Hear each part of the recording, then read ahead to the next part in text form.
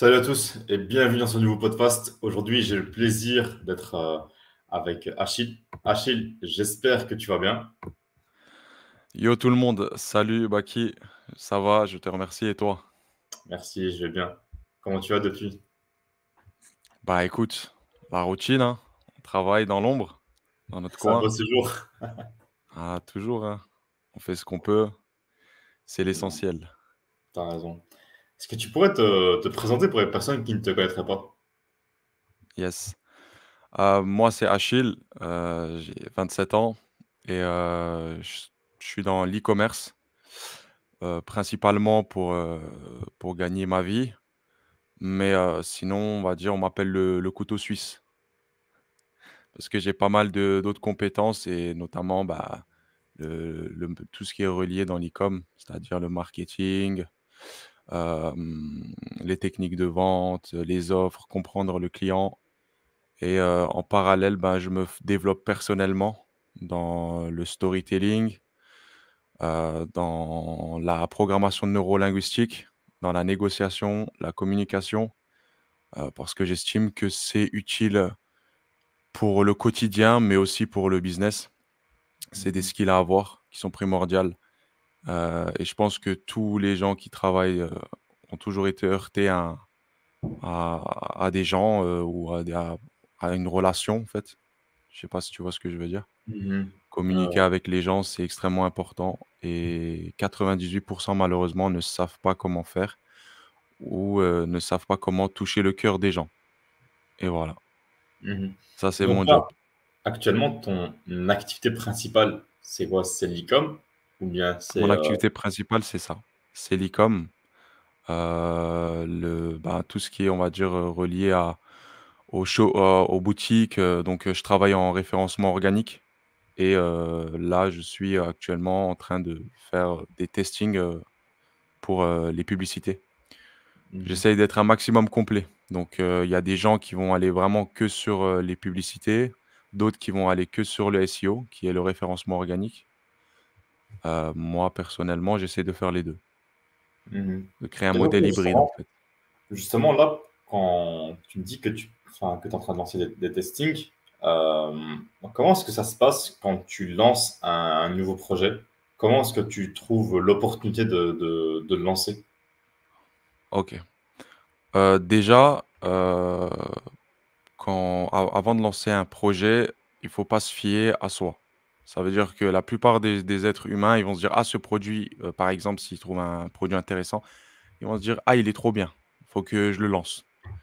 Mhm. Il a peut-être pas tort, mais il a pas forcément raison et on va vraiment se baser sur les chiffres, la data. On va se baser sur, vraiment, la demande du marché. Donc on va faire des analyses, grâce aux outils, de Facebook, et d'autres plateformes qui ont, très bien cerné, leur clientèle et en fait, on va chercher à comprendre vraiment, vraiment le client. Parce que moi, je fais partie, de la team, anti-mass testing, si tu veux. Mhm. Il y en a beaucoup qui sont partisans de ça, mais moi, j'ai jamais été un passionné de tester au hasard et j'estime que si on pousse vraiment, la réflexion et qu'on essaye de comprendre, pour un produit, quel type de clientèle, ça pourrait, toucher et ben, on peut vendre n'importe quoi. On peut voir n'importe quoi sur internet. Dis-moi un produit, qui te vient en tête, au hasard et je suis sûr qu'il se vend, tu vois? Mhm. Donc voilà, les gens qui font du mass testing, c'est pour moi aller au casino et heu et espérer gagner, quoi. C'est clair que Mhm. ça va marcher, peut-être ça marchera, mais réitérer ça, c'est compliqué. Mhm. Mais Donc là, du voilà. coup, pour toi, quels sont les premiers pas que tu mets en place pour lancer ton shop? OK. Déjà je choisis, une niche. Pour choisir la niche, c'est très simple. Je vais regarder, je vais me nourrir en gros, je vais, heu, être un client lambda. Quand je vais voir des publicités sur les réseaux ou quoi, je vais cliquer dessus, je vais faire comme si, j'étais un acheteur et en soi, je vais avoir après toute une bibliothèque de produits, de publicités Ça va me donner un peu de l'inspiration, ça va me donner des idées.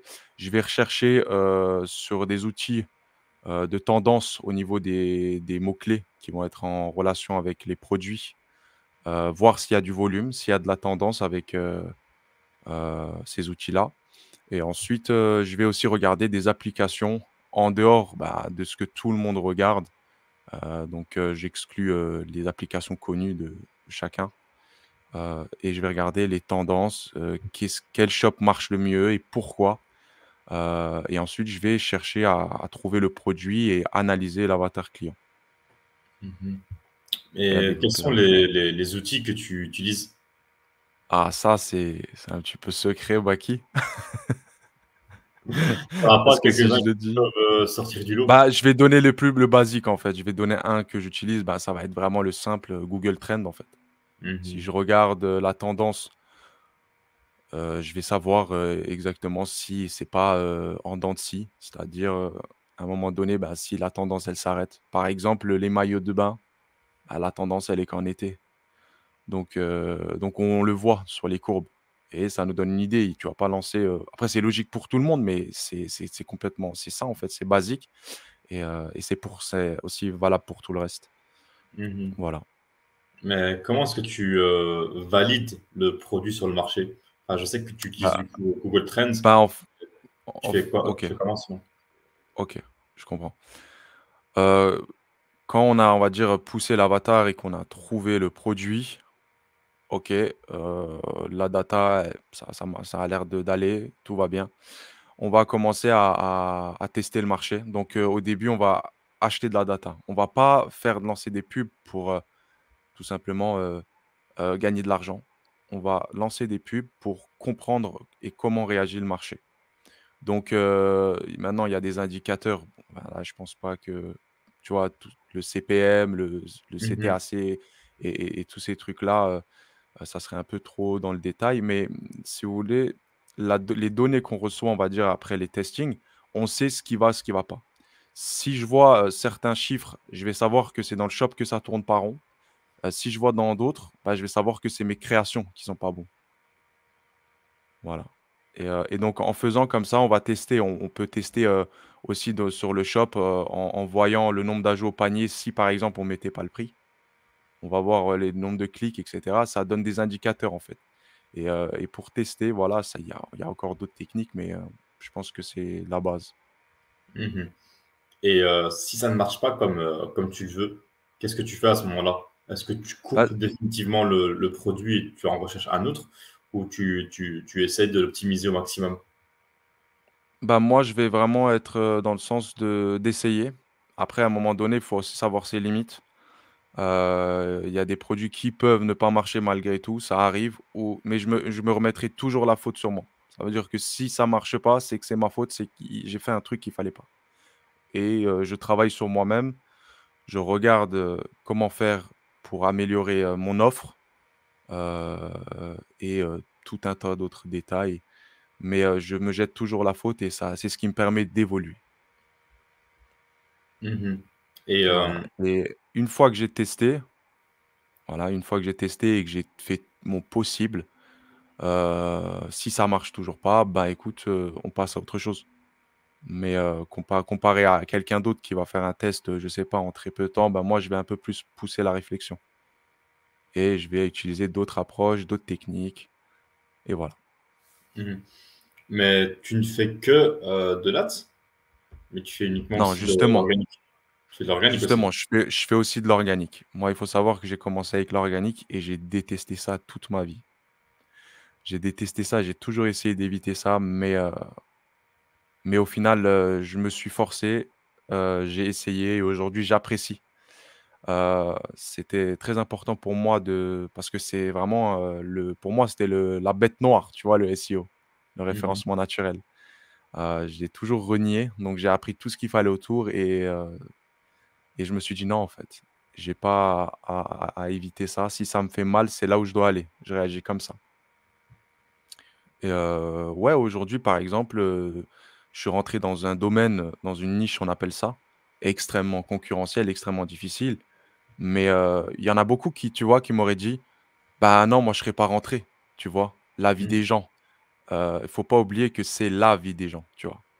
Je sais pas si tu aurais compris cette phrase. Ouais, t'inquiète, j'ai compris, ouais. Mais est-ce que tu peux nous parler un petit peu du côté storytelling que tu mets en place sur tes shops? Du côté storytelling, bah, ça va être très simple. Euh, je pense que ça, pratiquement tout le monde sait le faire. On va vraiment rentrer dans l'univers de la niche.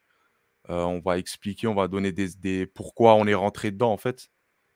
Quelles ont été les raisons. Et généralement, dans le storytelling, bah, on va parler d'un problème que tout le monde a rencontré, histoire que tout le monde se sente visé, en fait.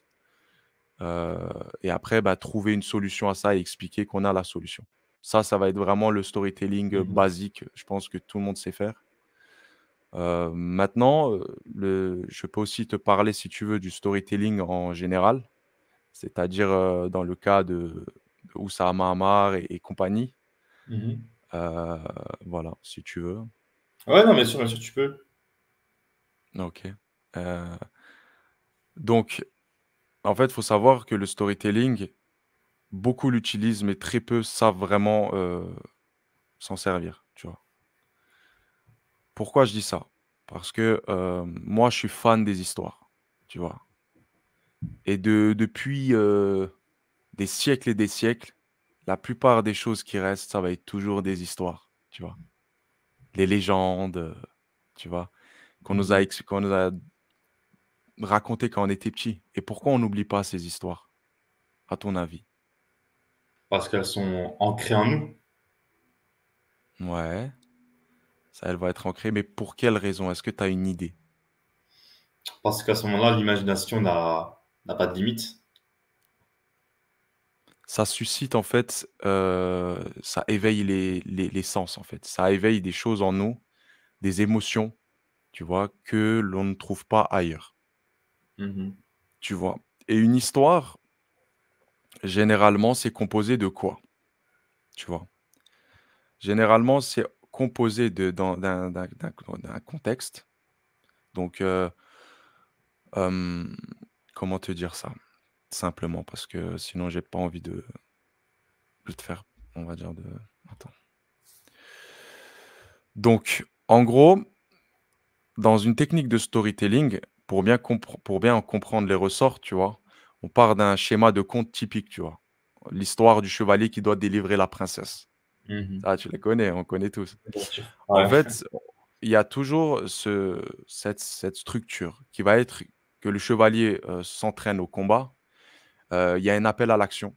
Donc, c'est le roi qui convoque le chevalier, tu vois, pour lui assigner une mission. Le chevalier, il s'engage dans cette mission parce qu'il doit sauver, la princesse et dans cette, épopée, on va dire, il y a une épreuve qualifiante. Donc le chevalier, il doit passer, par exemple, la forêt, tu vois? Mhm. L'épreuve principale qui va être de lutter contre le dragon et l'épreuve glorifiante qui se marie avec la princesse et a beaucoup d'enfants. Et donc ce schéma, c'est vraiment le schéma classique d'une histoire et donc tu peux l'appliquer à toutes les idées que tu souhaites défendre, tu vois? Si tu ré Mais par contre, si tu respectes ce schéma, c'est que tu rentres dans un cadre précis, tu vois? Ça veut dire tout le monde le fait et quand Mhm. la technique, elle est trop faite, elle perd tout son effet. C'est comme dans le marketing, tu vois? Aujourd'hui, on a bousillé le marketing et au final, faire les choses simples, ça relève du génie et donc il faut jamais, en fait, utiliser une histoire qui fait un début, milieu et fin, en fait. Il faut mobiliser, hem comment dire ça? Parce que si je te dis le mot, ça va être complexe. Enfin bon, on passe à autre chose. Donc en fait, pour reprendre cette trame, donc que je t'ai dit avec, les étapes, le chevalier, l'appel à l'action, Mhm. le chevalier qui s'engage à sauver la princesse et cetera. On voit qu'il y a un chevalier, pardon, c'est l'héros, ça c'est l'élément actant. Donc on voit qu'il y a un destinateur, pardon, c'est le roi qui va lui donner la mission. Et on voit le destinataire, c'est la princesse qui doit être délivrée, tu vois? Mhm. Et le chevalier qui s'engage dans une quête, c'est-à-dire ce désir de libérer de la princesse et dans ta quête, tu vas avoir des adjuvants. Ce qui s'appelle, c'est que c'est tous les gens qui sont rencontrés dans la quête, tu vois. Le lutin qui va te donner un pouvoir, etc., Mhm. tu vois. Ouais. Et certains, ils vont te mettre des bâtons dans les roues, les opposants, les méchants secondaires ou la foudre, tu vois, des trucs qui peuvent bloquer le héros. Et en fait, Ouais. quand on rassemble ces différents éléments, euh, comme je t'ai dit, il suffit de les évoquer un peu dans l'ordre que l'on souhaite pour que quasi automatiquement, en fait, la personne qui écoute recompose l'histoire. Et c'est là le secret d'une histoire. En fait, la plupart du temps, euh, si on mélange tout ce processus, eh ben, la personne va se faire l'histoire elle-même et quand elle va comprendre pourquoi il s'est passé ça, et c'est là où elle va se dire c'est une histoire de dingue. Parce qu'elle aura travaillé elle-même, tu vois.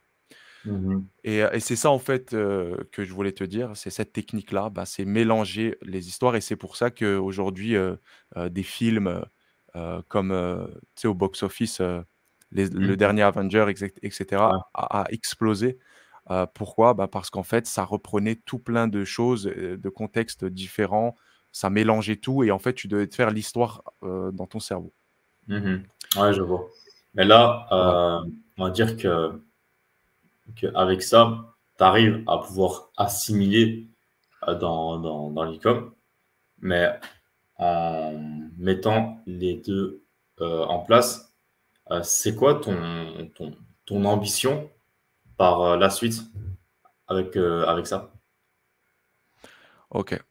Faut savoir que moi, j'ai pas forcément un objectif logique. Je vais pas faire, on va dire, une chose pour compléter avec une autre, mais il se peut qu'avec le temps, ça puisse me servir. Donc, moi, je suis quelqu'un qui va dans le sens où je vais faire quelque chose qui me passionne.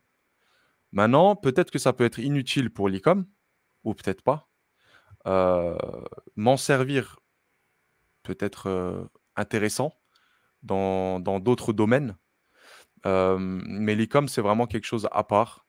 Le storytelling, ça va être vraiment important pour son personal branding, en fait. Le Mhm. jour où, si dans l'e-com, par exemple, ou dans une autre activité, une personne réussit, à un moment donné, forcément, aujourd'hui, on est dans les tendances de personal branding, se faire connaître et Ouais. continuer à travailler et à proposer des solutions. Parce qu'on sait que toi et moi, que à l'avenir, enfin, et aujourd'hui, le plus important, c'est d'avoir euh, comment dire ça? Je vais pas donner ce mot. Je voulais dire une fanbase, mais voilà, on va garder ce mot, c'est pas grave. C'est quoi? Ouais, une audience, quoi, tu veux dire. Une audience, exactement. Hem, Pourquoi? Parce qu'aujourd'hui, c'est extrêmement important pour, proposer des services, comprendre Mhm. les gens, partager, interagir, se faire un réseau et ça permet de la plupart des gens qui ont une audience de vivre. Après, je te mens pas que, aujourd'hui, il y a des gens, ils ont des millions d'abonnés, ils savent pas faire 1 €. Grave, ouais. Donc c'est pas que ça, donc faut avoir la donc moi je sais que c'est une compétence que j'aime parce qu'au quotidien, c'est ma personnalité, de parler avec des gens, d'expliquer des histoires, c'est quelque chose qui m'a toujours passionné, et en fait, inconsciemment, ben, j'ai appris, je me suis formé et ça, si tu veux, le storytelling, ça va être relié à l'art oratoire qui va être relié à, la négociation ou, amener les gens vers son idée. Donc ça peut Mhm. être extrêmement utile quand on a une idée de projet, quand on a, je ne sais pas moi, levé de fonds, quand on doit négocier avec quelqu'un. Donc je me sers vraiment pour la partie, négociation, et allier les gens, à mon idée. Mhm. Ok. Voilà. La plupart des gens pensent que c'est naturel, tu vois? Mhm. Ça doit être naturel, mais non, il y a rien qui est naturel dans la vie. Ça le devient avec le temps. C'est en travaillant.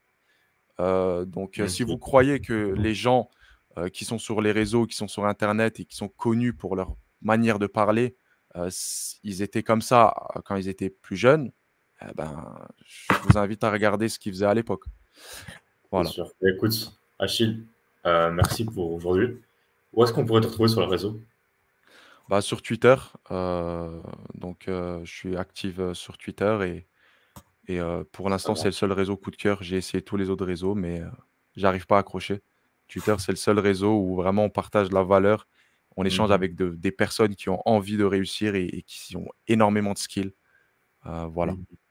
Ok, bah ça, dans tous les cas, je mettrai ça en description pour les personnes qui seraient intéressées par ton profil et à suivre ton parcours. En tout cas, merci à toi pour aujourd'hui et on reste en Merci à toi. contact. Merci à toi et j'espère que j'aurais pu répondre à des questions ou à des choses. Je te souhaite une bonne journée, mon gars, Merci à toi aussi, Achille. et À à bientôt. bientôt. Salut. À bientôt. Salut. Du coup, les gars, voilà, c'est la fin de ce podcast. J'espère que vous aurez aimé la partie e-com et la partie storytelling. Si vous avez aimé, n'hésitez pas à vous abonner à la chaîne, à aimer la vidéo, à commenter, à me suivre sur les réseaux et aussi à suivre Achille sur son Twitter. On se retrouve pour un prochain podcast et à très bientôt. Salut.